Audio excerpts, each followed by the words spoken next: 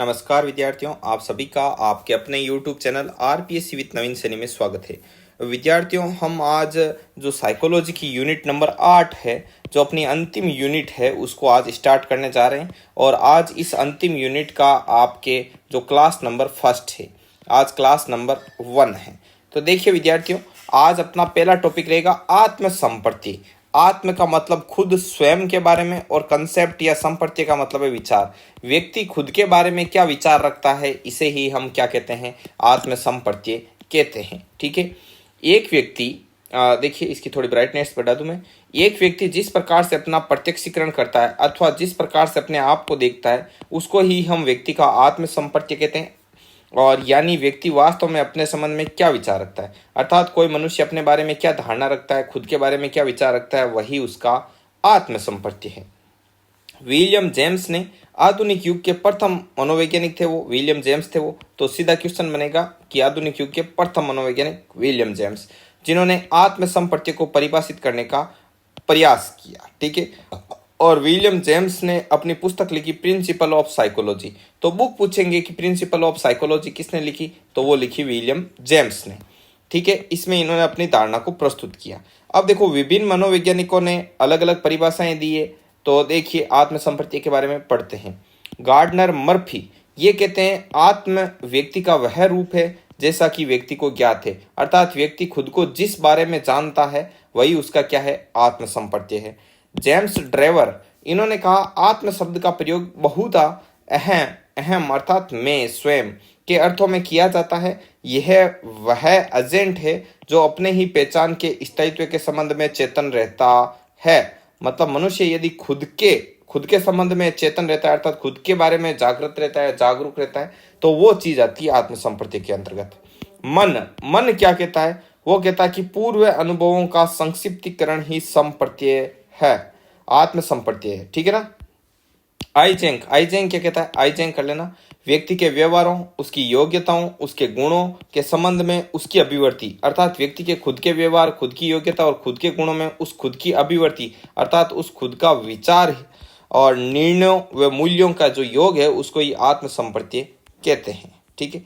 अब William James ने 4 घटक बताए थे आत्मसंप्रत्य के, अर्थात व्यक्ति खुद को किस किस आधार पर देखता है। तो व्यक्ति खुद को 4 तरीके से देखता है। पहला, वो देखता है भौतिक आत्म, मतलब खुद भौतिकता के आधार पर वो देखता है कि मेरे पास भौतिक उपलब्धि क्या है, मेरी भौतिक संपत्ति क्या है, घर, परिवार, गाड़ी, बंगला वगैरह सब, प्रॉपर्टी वगैरह सब, जितने भी भौतिक सुख संसाधन, भौतिक संसाधन है, उनके आधार पर वो देखता है कि मेरी समाज में भौतिक संसाधनों की दृष्टि से मैं कहाँ हूँ। फिर वो देखता है सामाजिक आत्म, कि भाई मैं मित्र और मेरे जो संबंधी है वो मेरे बारे में क्या विचारधारा रखते हैं। फिर वो देखता है आध्यात्मिक आत्म, मतलब मनोवैज्ञानिक वृत्तियों से संबंधित, वो खुद को देखता है मैं कितना पॉजिटिव हूँ, नेगेटिव हूँ, मुझ में तनाव वगैरह सब, मेरे संवेग कैसे हैं, इन सब के अंतर्गत खुद को देखता है। फिर शुद्ध अहम, तो फिर व्यक्ति के व्यक्तिगत तादात्म्य से संबंधित, वो खुद देखता है कि मैं खुद दूसरे लोगों को किस प्रकार से देखता हूँ, मेरा खुद का नजरिया क्या है, मतलब खुद को पूरी तरीके से वो जानता है। तो ये होता है शुद्ध अहम। इस प्रकार विलियम जेम्स ने 4 घटक बताए। आगे, आत्मसंप्रत्य के प्रकार। आत्मसंप्रत्य 2 प्रकार का होता है। तो ये क्वेश्चन पुटअप हो सकता है, आत्मसंप्रत्य कितने प्रकार का होता है, तो ये 2 प्रकार का होता है, सीधा क्वेश्चन आएगा। एक वास्तविक आत्मसंप्रत्य और एक आदर्श आत्मसंप्रत्य। ठीक है। तो वास्तविक आत्मसंप्रत्य क्या होता है, जैसे व्यक्ति सोचता है ना कि मैं क्या हूं, मैं कौन हूं, मैं अभी किस हालत में हूं, वो सब आता है वास्तविक आत्मसंप्रत्य में, अर्थात परसेंट में इंसान खुद के बारे में लेकर क्या निर्णय करता है। और एक व्यक्ति सोचता है कि मैं भविष्य में ये बनूंगा, कैसे बनूंगा, कब बनूंगा, तो वो सब आदर्श आत्मसंप्रत्य में आता है। अब आत्मसंप्रत्य की क्या विशेषता है, तो आत्मसंप्रत्य विकसित व्यक्तित्व का एक लक्षण है, अर्थात जो वेल डेवलप पर्सनैलिटी होती है उसका एक गुण है आत्मसंप्रत्य। ठीक है। मतलब खुद के बारे में जो कंसेप्ट बिल्डअप करता है इंसान, तो वह उसके विकसित व्यक्तित्व को शो करता है। क्यों? क्योंकि जिसका व्यक्तित्व विकसित होता है वही अपने बारे में लेकर कुछ धारणा रखता है वगैरह वगैरह। ठीक है। आत्मसंप्रत्य में व्यक्ति अपने विषय में चिंतन करता है। ठीक है। क्योंकि आत्मसंप्रत्य में व्यक्ति खुद को लेकर सोचेगा, और इसमें व्यक्तित्व की अच्छाइयों, बुराइयों, सफलताओं, असफलताओं को जानने वे उसका आकलन करने की योग्यता होती है। किसमें? व्यक्ति खुद में। ठीक है। बुद्धि के अतिरिक्त आयु, परिपक्वता, वातावरण आदि आत्म संपत्ति को प्रभावित करते हैं। अर्थात मनुष्य की बुद्धि होती है वो तो उसके आत्म संपत्ति को प्रभावित करती है। इसके अलावा मनुष्य की जो एज है वो कितना परिपक्व है, परिपक्व कई दृष्टि से होता है, केवल मतलब शारीरिक दृष्टि से भी नहीं, मानसिक, सामाजिक कई तरीके से वो परिपक्व होता है। और जो वातावरण होता है वो सब व्यक्ति के आत्म संपत्ति को प्रभावित करते हैं। ठीक है। आलपोर्ट ने बताया आत्म संपत्ति के लिए प्रोपियम शब्द का प्रयोग किया, जिसको ज्ञात आत्म संपत्ति बताया। मतलब प्रोपियम का अर्थ ज्ञात आत्म संपत्ति। तो अब आपसे पूछेगा कि आत्म संपत्ति के लिए प्रोपियम शब्द का प्रयोग किसने किया, तो वो किया था आलपोर्ट ने। ठीक है। अब आत्म संपत्ति को प्रभावित करने वाले प्रमुख कारक कौन कौन से हैं, तो देखो परिपक्वता, बुद्धि, सीखने के अवसर, सामाजिक और आर्थिक स्तर, सामाजिक तथा मनोवैज्ञानिक जो वातावरण और मनुष्य के खुद के अनुभव, ये सब मिलकर उसके आत्म संपत्ति को प्रभावित करते हैं। आत्म संपत्ति के विकास में विद्यालय की क्या भूमिका है, तो देखिए विद्यालय में अध्ययन अध्यापन प्रक्रिया के दौरान विद्यालय के पाठ्यक्रम में समावेशित ज्ञान, उसका अवबोध, वो कौशल आदि उद्देश्यों को विभिन्न विषयों के माध्यम से विद्यार्थियों के समक्ष प्रस्तुत किया जाता है। भाई उसको ज्ञानात्मक, भावात्मक, क्रियात्मक सभी कौशलों का ध्यान रखते हुए उसको अध्ययन अध्यापन करवाया जाता है, जो कि बालक के आत्म को विकसित करने में सहायक होते हैं। इससे व्यक्ति का खुद का उसका जो आत्म है वो क्या होता है, विकसित होता है। ठीक है। क्यों, वो सेल्फ डेवलप होता है, सामाजिक, मानसिक, शारीरिक सभी दृष्टि से। मतलब विद्यालय में कई एक्टिविटी होती है, मतलब एक परिपक्व, मतलब उसका व्यक्तित्व को परिपक्व करने का प्रयास किया जाता है। और विद्यालय को समय समय पर ऐसे आयोजन करने चाहिए जिनसे व्यक्ति विभिन्न क्षेत्रों से सुप्रसिद्ध एवं प्रतिष्ठित व्यक्तियों से मिलने एवं परिचर्चा करने का अवसर बालकों को मिल सके, ताकि वो क्या हो, वो उनके जीवन अनुभवों को अपने अंदर बैठाए और उनसे सीखे। ठीक है। इसलिए जो सुप्रसिद्ध और प्रतिष्ठित जो व्यक्ति होते हैं विभिन्न क्षेत्रों के, उनसे विद्यार्थियों की परिचर्चा होनी जरूरी है। इससे भी उनका सेल्फ है वो डेवलप होता है। ठीक है।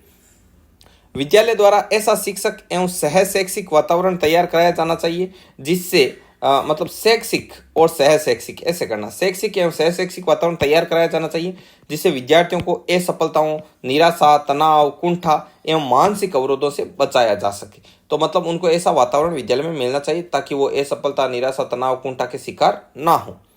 विद्यालय व्यवस्था में विद्यार्थियों को अपनी सफलताओं, असफलताओं, शक्तियों, कमियों, अवसरों, आशंकाओं को समुचित ढंग से पहचानने में आंकलन करने की योग्यता का विकास करना चाहिए। मतलब विद्यालय को ऐसे प्रयास करने चाहिए ताकि विद्यार्थी खुद की कमियों को, खुद की जो असफलताएं हैं, आशंकाएं, उनको पहचाने कि आखिर मेरे अंदर कमी क्या है। ऐसी योग्यता विद्यार्थी में डेवलप करना ये विद्यालय की जिम्मेदारी है, जो कि आत्म संपत्ति के निर्माण में मूलभूत तत्व है। अर्थात ये आत्म संपत्ति डेवलप करने के अंतर्गत जो मेन भूमिका निभाता है कौन, ये जो चीज मैंने अभी बोली। ठीक है। शिक्षक अपने प्रभाव के द्वारा विद्यार्थियों में आत्म संपत्ति को विकसित करने में सहायक होता है। बिल्कुल, एक टीचर है वो विद्यार्थियों में आत्म संपत्ति डेवलप करने में बहुत महत्वपूर्ण भूमिका निभाता है। शिक्षण प्रक्रिया के दौरान यदि शिक्षक विषय वस्तु की जीवन में उपयोगिता पर ध्यान केंद्रित करता है तो यह निश्चित रूप से विद्यार्थियों के आत्म संपत्ति को विकसित करने में सहायक होता है। बिल्कुल भाई, शिक्षण प्रक्रिया के दौरान शिक्षक क्या करेगा, विषय वस्तु है उसको व्यक्ति के खुद के निजी जीवन से जोड़कर बताता है। तो यह भी विद्यार्थियों के जो सेल्फ को डेवलप करने में, अर्थात उसके आत्म संपत्ति को डेवलप करने में, उसके विद्यार्थी के खुद को लेकर जो उसका क्या दृष्टिकोण है, इसको डेवलप करने में महत्वपूर्ण भूमिका अदा करता है। तो ये आज हमने पढ़ा आत्म संपत्ति का कंसेप्ट। कौन सा कॉन्सेप्ट समझा, आत्म संपत्ति का कंसेप्ट। ठीक है विद्यार्थियों, अब इसी प्रकार से हम अगला टॉपिक लेंगे, रुचि, आदतें आदि ऐसे टॉपिक है जो कि 8वीं यूनिट के अंतर्गत है। उन सभी का अपन 1 बाय 1 अध्ययन करेंगे। ठीक है विद्यार्थियों, इस पीडीएफ को आप प्राप्त करना चाहते हैं तो टेलीग्राम चैनल का लिंक डिस्क्रिप्शन में दे रखा है, आप उसे प्राप्त कर सकते हैं। इसके अलावा भी विभिन्न पीडीएफ के लिंक दे रखे हैं, आप उनको ज्वाइन कर सकते हैं। ठीक है विद्यार्थियों, तो मिलते हैं नेक्स्ट वीडियो में। तब तक के लिए जय हिंद, जय भारत।